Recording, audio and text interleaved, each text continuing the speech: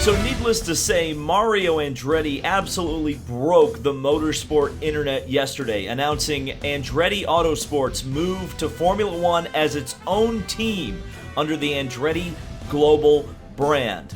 Well, since then, Mario has continued to talk, and we have some new details on the Andretti effort in Formula One. Let's get into it.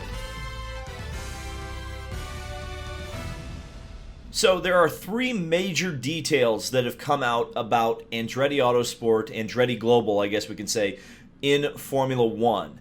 Now, there aren't a whole lot of specifics, but there are some clues as to what those specifics are, if that makes sense. So there's three details that we need to go over in this video. Number one, the team has a supplier, and I've got a pretty good idea of who it is. Number two, the team will be based in the United Kingdom, but will also have some American ties. We'll explain that connection. Also, we know one of the financial backers behind this project, so it'll give you some idea of, the funding levels that they have and where they may be headed. Again, the number that I keep hearing is $250 million that Andretti Autosport has. Now, the thing is that there's a $200 million entry fee to Formula One, or I guess to the FIA, to get into Formula One as an extra team. Now, obviously, they have until 2024 to get there, so there's all sorts of paths this story will go in the next couple of years. I think it's also important to point out how important and what a smart move it was for Mario Andretti to kind of lead the charge, break this news, and right now be the mouthpiece for this organization. Because you're really not going to find a much more credible American driver on the world stage than Mario Andretti. Not only is he the most recent world driving champion to come from the United States, but quite frankly, Mario Andretti is respected the world over. I mean, he's just known as one of the greatest race car drivers in the world. And certainly, it helps that, as for your Michael Andretti, he's your dad. But I think Mario Andretti, again, I said this in the video yesterday, he knows how to play the politics of Formula One. You don't get to be a Formula One world champion if you don't know the politics of it. And I think Mario is playing it absolutely brilliantly right now. He's taken the ball out of the court of the Andretti family and put it solely in the hands of the FIA and Formula One to get this thing across the finish line. Because, again, my thought process is, why would you go public with this if there's not some sort of a bump in the road that maybe they're expecting or worried about?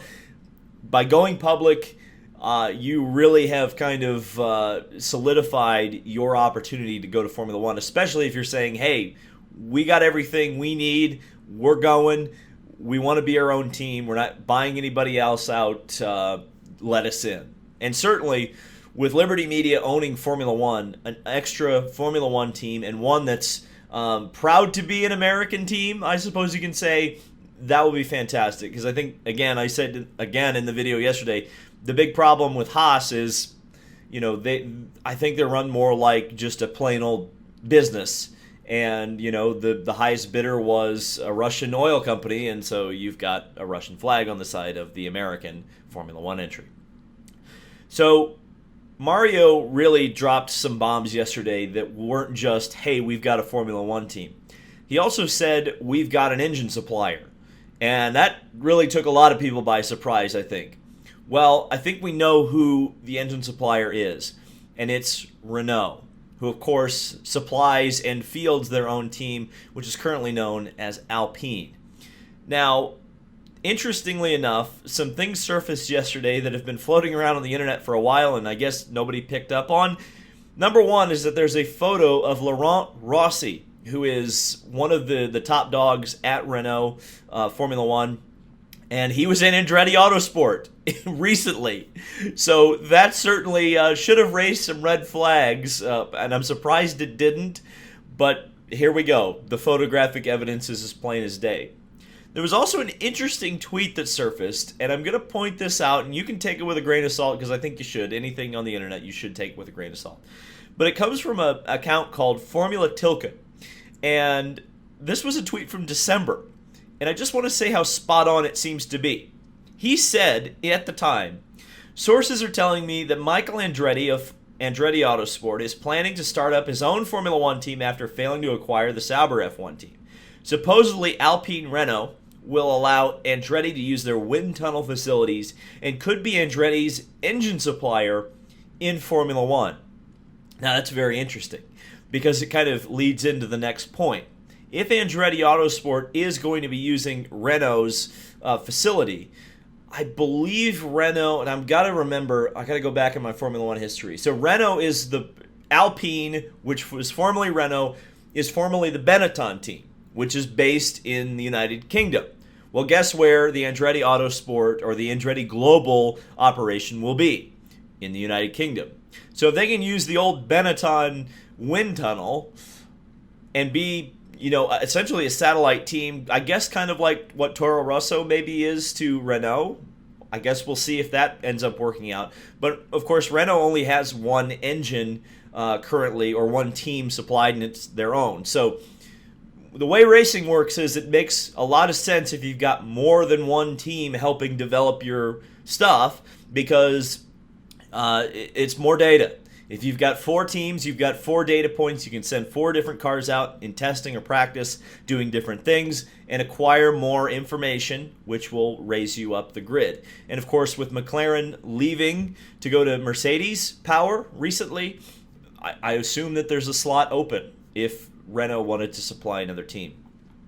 So we need to talk a little bit more about the UK-based nature of the team. Now, this was something that was reported on because Mario gave an interview to Nathan Brown of the Indy Star. That article will be linked in the description because I think it's really good, and it was the first of anybody to really get more details out of Mario.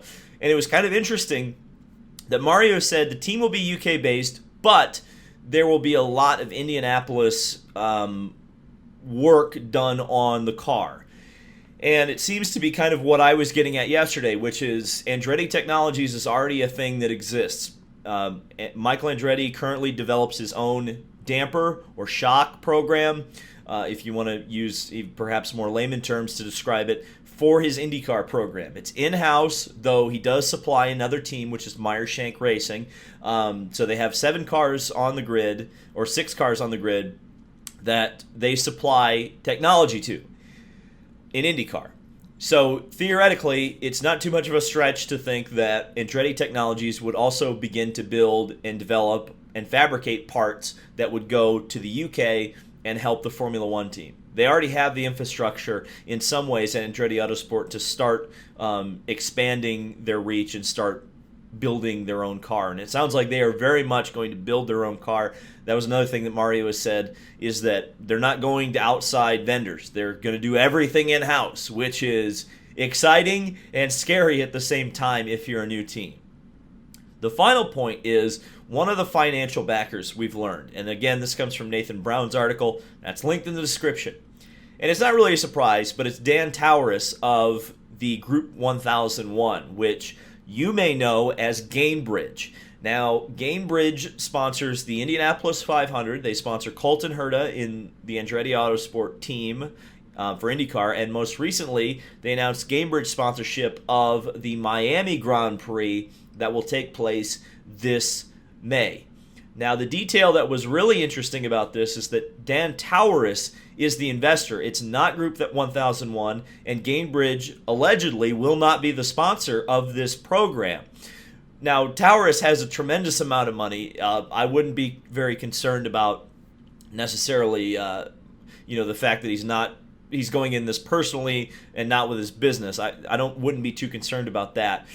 But that should tell you, because considering how much, and I guess the Gainbridge Fieldhouse, where the Indiana Pacers is another thing that they have plenty of money, is what I'm pointing out. So financially, it seems like Andretti's got the right base, and it's kind of funny to think that Zach Veach brought that sponsor into Andretti Autosport. He met Dan Tauris through his church.